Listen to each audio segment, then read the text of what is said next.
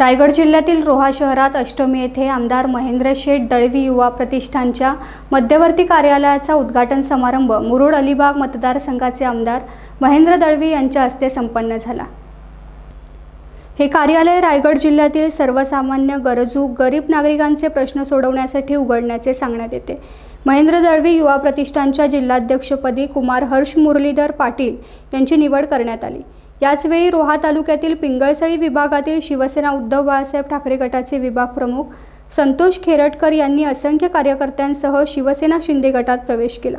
त्याचप्रमाणे तालुक्यातील हद्दीतील अनेक नागरिकांनी तालुका प्रमुख ॲडव्होकेट मनोज कुमार शिंदे यांच्यावर विश्वास ठेवत शिवसेना शिंदे गटात प्रवेश केलेला पाहायला मिळाला।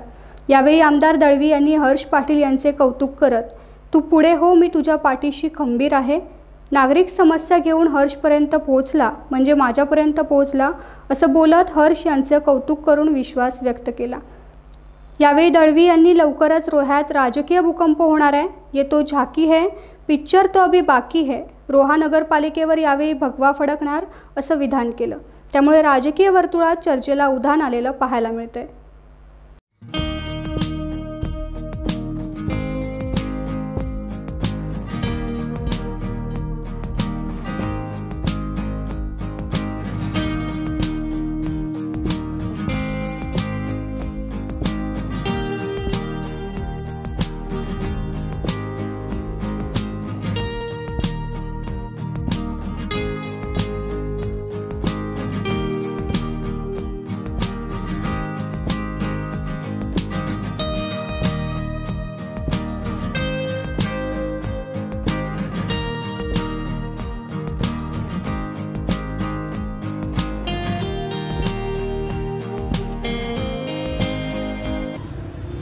खरं यशचं कर्तृत्व खऱ्या अर्थाने आपण सगळ्यांनी बघितलं। जेव्हा मी गाडीतनं उतरलो आणि ऑफिस कार्यालयाच्या उद्घाटनाला गेलो, त्या उद्घाटनाला त्याची आजी मला भेटली की यशच्यावरती दयाळू असू दे, आशीर्वाद ठेवा। आता आजी आहे, त्याची माया मला नक्की दिसली। पण यशने सांगितल्याप्रमाणे यश जेव्हा मला पहिला संपर्क आला, एक वेगळ्या प्रसंगात माझ्याकडे आला होता। तर माझी त्याची ओळख नव्हती आहे। जस्ट फोन केला मला, आमदार साहेब मला तुम्हाला भेटायचं आहे। माझ्या समोर तरी मला लक्षात येत नाही हाच फोन करणारा कार्यकर्ता आहे म्हणून, पण हाच्या माध्यमातून त्यांनी मला सगळ्या स्टोरी सांगितली। मी सांगितलं असं करू नकोस, कदाचित हा रोह्यामधला सगळ्यात मोठा बॉम्बस्फोट असेल। त्याला मी आदेश दिला छोटेखानी, तू असं करू नकोस।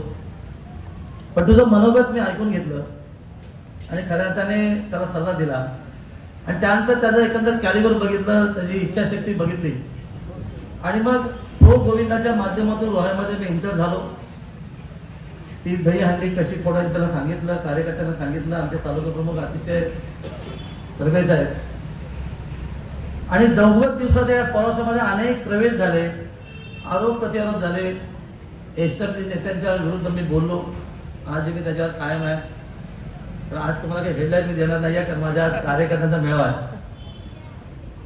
पण संतोषचा प्रवेश घ्यायचा आहे आणि तो दिमागदार व्हायला पाहिजे। मग मी पूर्ण रणनीती तयार केली आणि त्याला सांगितलं, तुझ्या कार्यालयाच्या उद्घाटन प्रसंगी खरं आज बरेचसे जण होते, पण दिल्लीला महत्वपूर्ण काम असल्याने येऊ शकले नाही।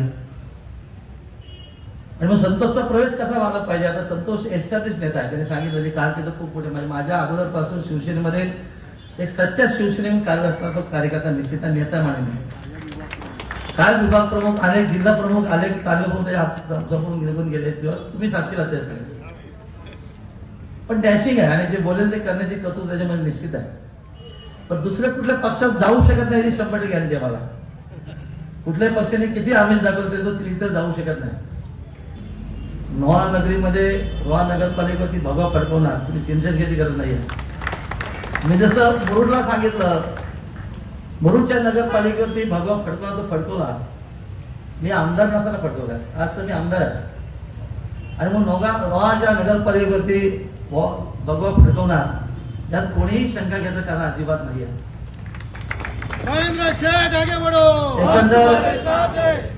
मी आता येताना पण गाडीतून बघितलं तर अनेक कार्यकर्ते, नेते किंवा रोह्याची जनता इच्छुक आहे, काही जणांचं परिवर्तन करायचं आहे। आणि म्हणून वारंवार मी रोह्यामध्ये येणार, 8 दिवसांनी माझी फेरी होणारच। एक साम्राज्य खालचं केल्याशिवाय मी कधी शांत बसणार आहे, कारण झालेला 3 वेळचा अवमान आहे आणि मी नाराला हात लावला की तो जिंकल्याशिवाय परत जातच नाही. हा माझा स्वभाव आहे की काही गोष्टी कळत न कळत आपल्याला कृतीत उतरवायच्या असतात.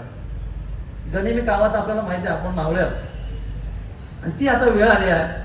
खरं खूप छान संघटन या जिल्ह्यामध्ये महिला संघटन असेल, युवा असेल, युवती असेल, खूप छान संघटन आज शिंदे साहेबांच्या नेतृत्वात विषय ठेवून तयार झालं आणि मग आशावादी आहे की येणाऱ्या जिल्हा परिषदेवरती भगवंत फडकणारच.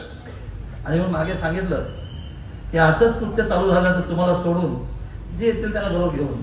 तर आमची ताकद 3 आमदारांची आहे आणि आम्ही केलेले खासदार आहेत, त्याच्यामुळे आम्हाला कोणी शिकवण्याची गरज नाही आहे आणि कार्यकर्ता सज्ज झालाय. आमचे बरेचसे साधे भोळे आहेत, मंत्री आहेत, सरळ माणूस आहे आणि त्यांना कोणी काय जाऊन सांगितलं की ते सांगतात खरं आहे, पहिल्या माणसाचं म्हणणं खरं आहे. पण आता तसं नाही आहे, कारण बरेचशा बाबतीमध्ये पण त्यांनी तेच केलं, माझ्या बाबतीत तेच केलं, महेंद्र थोरला तेच केलं. आता यांची कायमची वृत्ती आहे म्हणून आपले पोलीस अधिकारी पण आहेत. सगळ्यांनी आमच्या कार्यकर्त्याच्या विषयी दक्ष राहा, याच्या पुढे चुकीला माफी अजिबात नाही आहे. टाइम्स डिजिटलला लाईक करा, शेअर करा, सबस्क्राईब करा आणि बेल आयकॉन दाबायला विसरू नका. Times digital.